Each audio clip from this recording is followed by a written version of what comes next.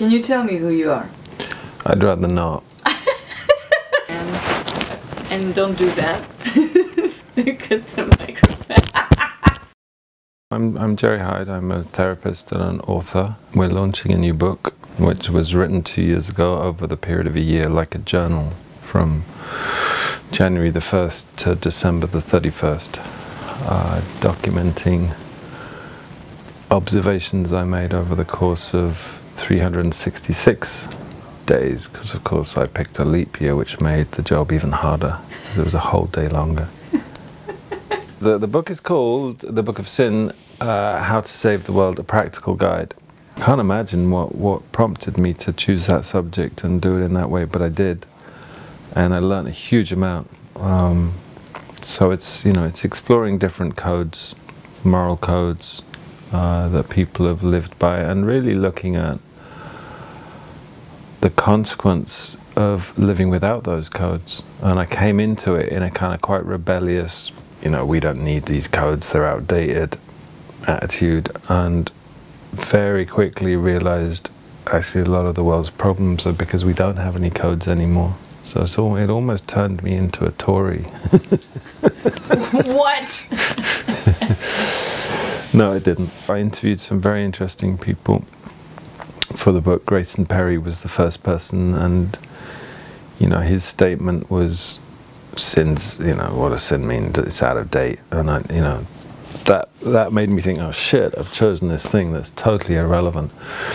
And then I spoke to my friend Siobhan O'Brien, and he made a really interesting point that for me defined the book, which is, you know, we live in a shameless culture now, and in the days when people lived in fear of going to hell, that was you know, an awful lot of real terrible sins have been committed in the name of God, atrocities, you know, way beyond sin.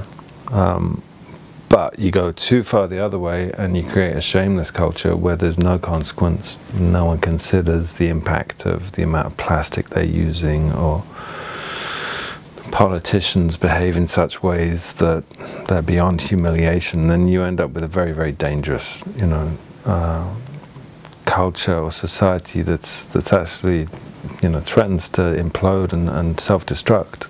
I mean, there weren't that many codes out there, really. You know, we seem to have stuck with the same ones for thousands of years. Although it's interesting, I didn't know this, that I think the 7 deadly sins were created only about 800 years ago. They're not that old. You know, they're not even half as old as Christianity. They were created by some pope in about 1300 or something. You know, you got to remember that all these codes, they're designed to scare the shit out of people, right? You know, thou shalt not do this, and if you do, you'll be sent to a place where you'll burn forever. And you really scare people, and that's how you control them. So most of these codes were designed to control people. And then you find some really interesting stuff when I started to look around, like this thing called the Georgia Guidestones, which is a monument in Georgia in America that no one knows who built it. It was only built about 30 or 40 years ago.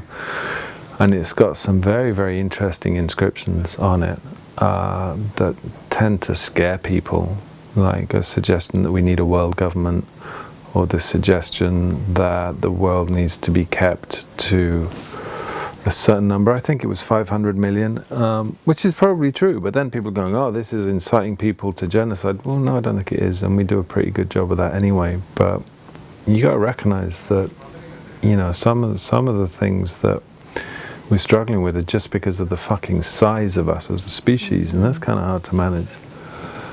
So I'd never heard of them, and then I looked at Satanism, which I thought was going to be, you know, awful and scary and terrifying, and I discovered I'm a Satanist.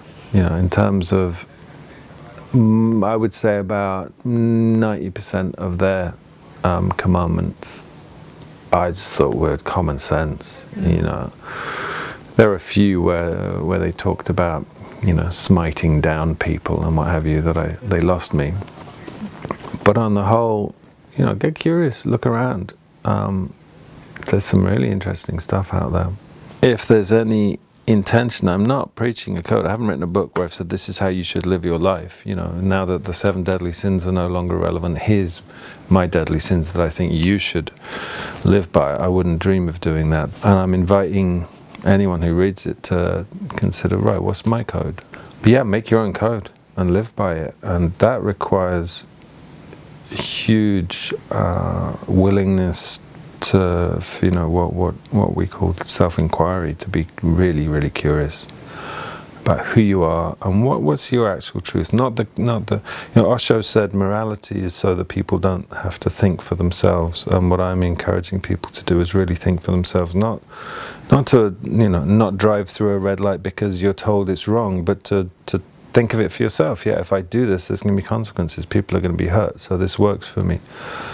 And I'm also encouraging people, I suppose, you know, I'm not an anarchist, but I'm encouraging people to therefore break the law if they feel that the law is wrong for them.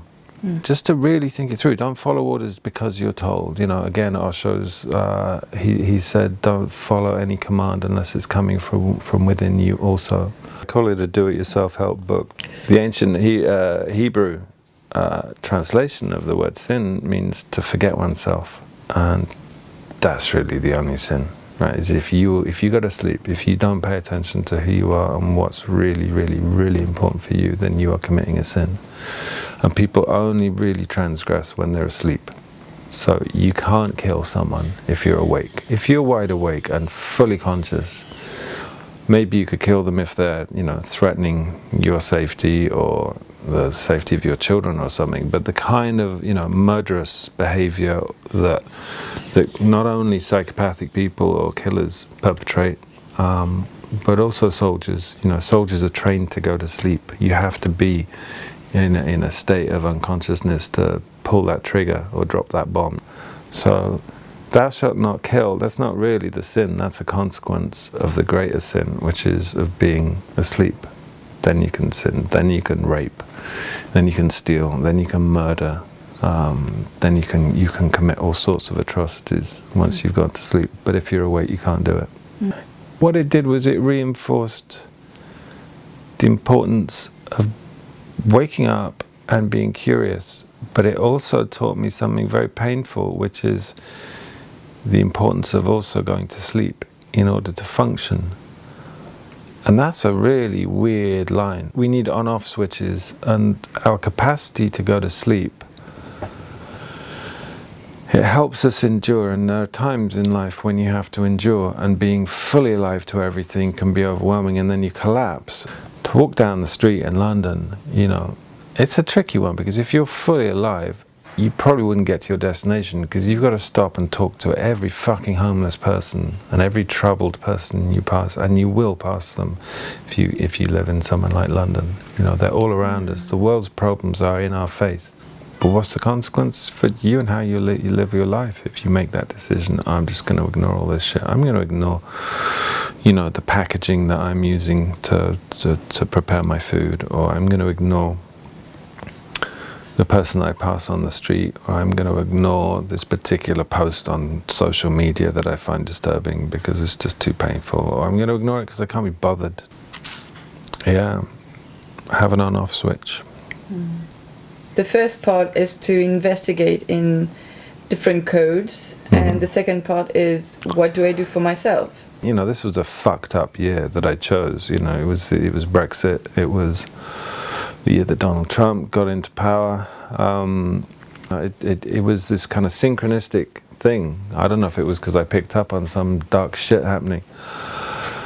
So I did a lot of ranting. You know, in a way the book is a 350-page Facebook rant, you know, which I'm very good at them. I can moan and complain and say, shit, you know, the world's a terrible place, and then kind of go about my day and do nothing about it. And so by September I thought there's a danger that this book is just going to be a very depressing kind of tirade of all the awful things that are going on in the world. So I thought I need to really turn this around, just not you know, partly for the book, because I wanted to write a hopeful book and an optimistic book ultimately, which I was struggling with, but partly for my own sanity, because it was making me physically sick.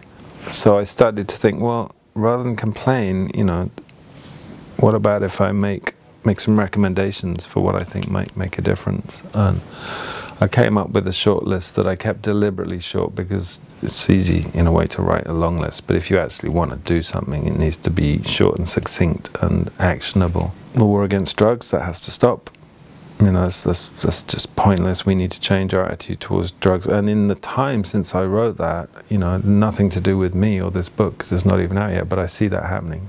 You know, it's incredible, the changes that are happening around the world in terms of prohibition and the recognition that a lot of these Class A drugs have hugely beneficial properties. So that's happening. Where you talk about teaching sex to children, what kind of sex is it? Because it's not... I can't remember writing that, so shit. I think that's wrong. I think that sex education is, I don't know what it is. I don't know. I never got any.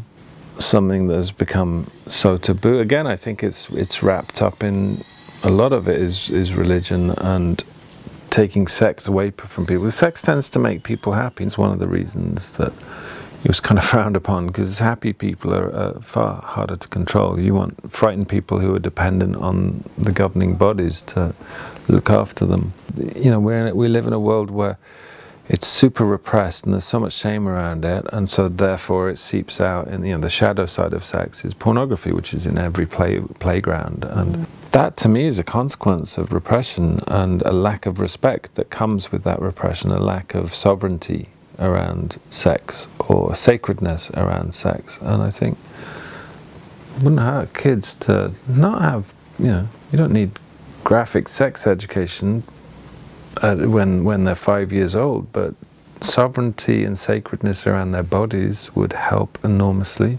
We just need to be less secretive around what sex is, and I think develop a much more intelligent relationship to it. This is not something to be ashamed of. There's 7 billion people on this planet. That means that there have been at least 7 billion fucks that have taken place. Sex is something that people don't have the language to talk about, so no one really knows what's going on. Everyone imagines everyone else is having better sex than them, and they're the only people with struggles. You know, I'm doing it as a therapist with people, and it's amazing how easy, once you give people permission to talk about sex, how easily they will, and how readily they will, and how openly they will talk about it.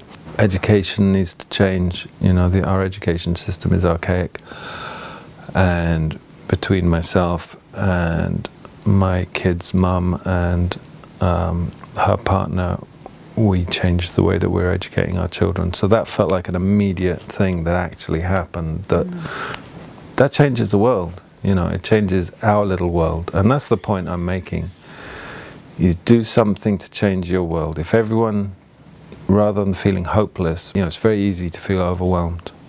I think, well, there's, you know, what's the point? There's nothing I can do. I'm not going to change world poverty or whatever.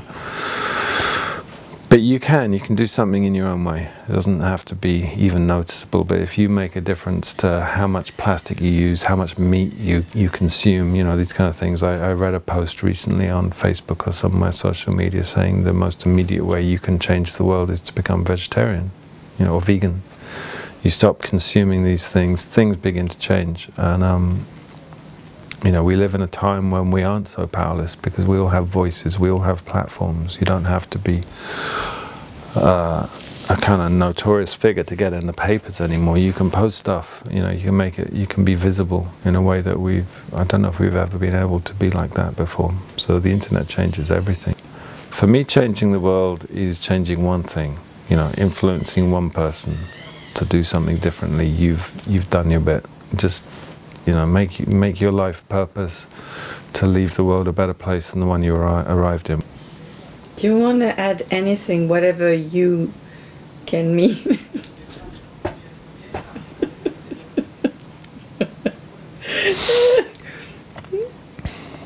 What? What kind of question is that? Okay. Do you want to add anything?